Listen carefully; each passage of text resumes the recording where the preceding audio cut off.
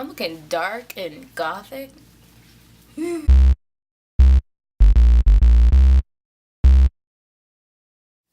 What's up, you guys? It's Alisa. Today is another Scandal review episode. This is season 4, episode 13, No More Blood. Just in case you guys missed it, last week I started just these review kind of Scandal videos just because I love Scandal. We just dive into the episode, talk about it. It's not really, I would call it a review, it's just talking. Two friends talking about a show we both love. That got deep. Alright, so the episode starts off with Gus and his guys making the drop with Olivia and her buyer. And Olivia Pope, as always, because she is the bomb diggity, she gets herself out of the situation, which I'm glad to see that she's kind of getting back on top of her game. Last episode, she was really just making a lot of bad moves. She was really just miscalculating people. So I feel like this is the first time in a while that something has really gone in her favor. She tricks Gus and the woman into thinking they both are going against each other, and she gets herself out of the situation, so she gets back to the hotel so she's safe. Before I get into what happens there, we'll go into the White House, and we got Abby. I talked pretty bad about Abby last episode, and I'm going to talk about her bad again today. She is still asking all these questions, and I don't feel bad for her. It's not a matter of them thinking, oh, if we tell Abby what's going on, she's really a spy. No, that's not what they think. Here's my thing, and Cyrus said something about this last episode. The guy that sits outside the White House eating newspaper that just sits there all day and does nothing, he doesn't pose a threat. Why can't Cyrus go tell him? Because it's against protocol. When they leave out of the Situation Room, they don't talk about what happened in the Situation Room. If they could just go telling everybody whether they were dangerous or not and just start telling them what was going on, Abby has to understand, you're Olivia's best friend, all this, yada yada yada, no one cares. They're not going to tell you what's going on. Move on, find another connection, which she did. Props to Abby for getting things done in this episode, but she just needs to calm down with this whole asking questions and demanding answers thing, because it's really getting old. So then in the White House, we have the scene in the Situation Room where she goes about explaining the extraction plan for getting Olivia out of there, and then she presents him with a second option, basically saying that they need to neutralize the asset, which she tried this last episode and it didn't work. And again, Fitz is like, we stick to the plan, we are going to extract her. I feel like at this point, Fitz is really skating on thin ice. He's definitely not acting very presidential. Obviously, it's because it's Olivia, but at this point, I can only imagine what the people in the room are thinking. It's almost like, what is it about her that is worth putting the United States in jeopardy? So I'm sure people are starting to put 2 and 2 together with Fitz and Olivia. I don't really know. This may come back to bite him in the butt later. Not exactly sure how that's going to play out. Cyrus ends up going to the board and saying Olivia is Fitz's beating heart, and he says pretty much as long as that beating heart is still out there, the president will do whatever these countries tell him to do. So he basically says we need to neutralize the asset. That is what the president would want us to do if it wasn't his beating heart that was out there. Because Fitz is the president, whether he makes a good decision or whether he makes a bad decision, he's still the president, and you still have to do what he says. If you have a problem with something that the president tells you to do, I mean, you can't just say, oh, I know what he wants us to do, but if he was in his good standards, this is what he would really want us to do. Like, I just feel like you can't do that.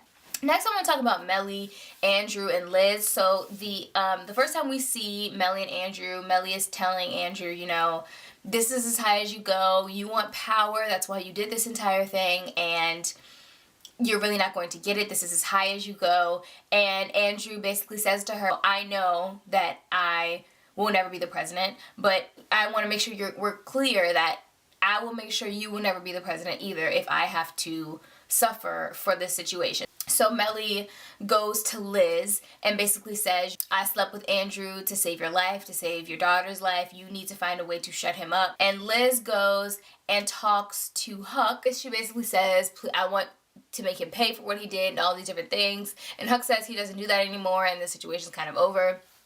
But then Huck goes back and he basically gives Andrew some type of medicine that causes him to have a stroke. And then everybody thinks it's like, oh, Andrew had a stroke, so sad. But really it was just Liz and Melly getting back at him. So that was that whole situation. This is like getting down to the meaty part of the episode. So we have OPA. Jake comes in and he says Olivia's alive. Something happened with the whole drop. It didn't happen, and basically the bid is going to be back on. And next comes Jake's conversation with Huck. And I called this. Everything that Jake said, I said, if you want to go look back at the last episode of Scandal Review on this channel, you need to go do it, because I said pretty much the exact same thing. Jake says, it feels good, the warm blood on your hands, the music of a scream. They had a beast inside me too, and he was a really good guy. You'd like him, but I don't let him out.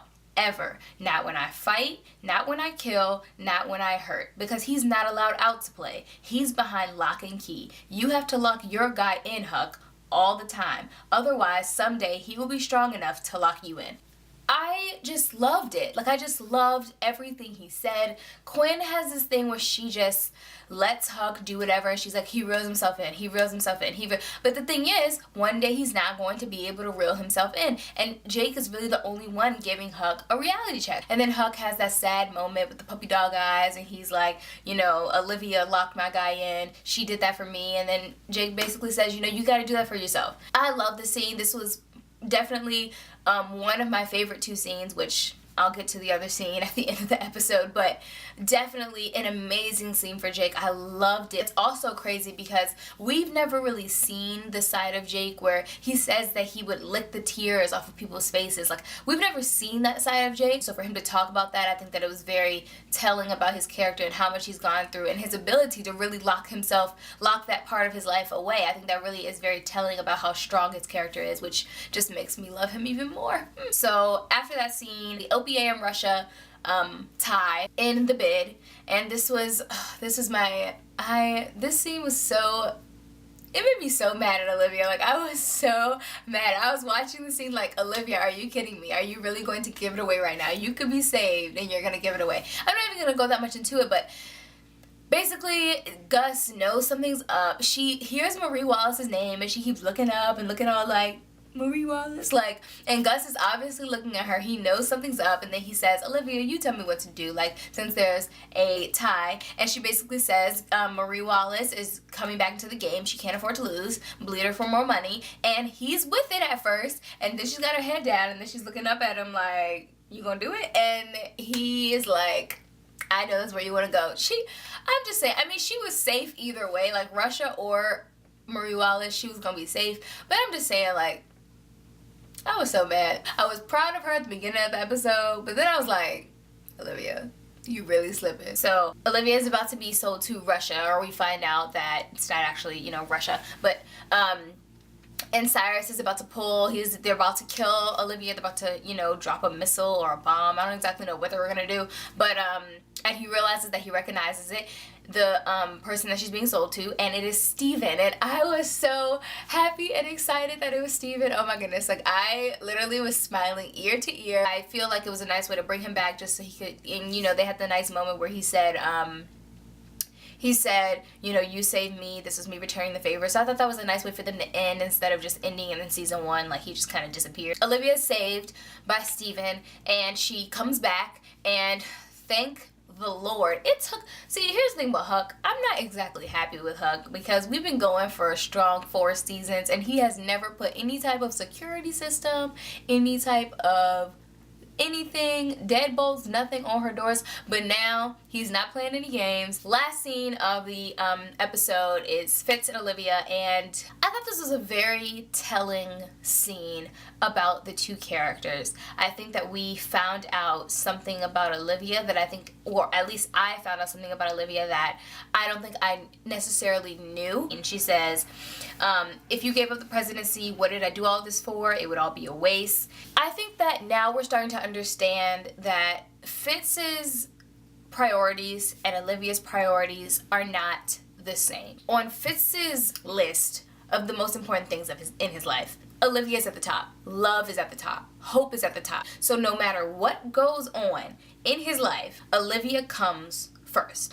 On Olivia's list of important things, she doesn't put that first. She doesn't put her love for him first. She puts the presidency first, because she's given up so much for the presidency. She's done so much so that Fitz could be the president. You know, they've been through a lot. They've had a lot of arguments. They've gone through a lot. I will say, I think that this is different. I don't know how they're gonna come back from this. I don't know. I definitely don't think it'll be anytime soon. I don't know what their relationship is gonna be. I think Fitz is gonna be extremely angry, more angry than I think we've ever seen him, because going to war is a big deal.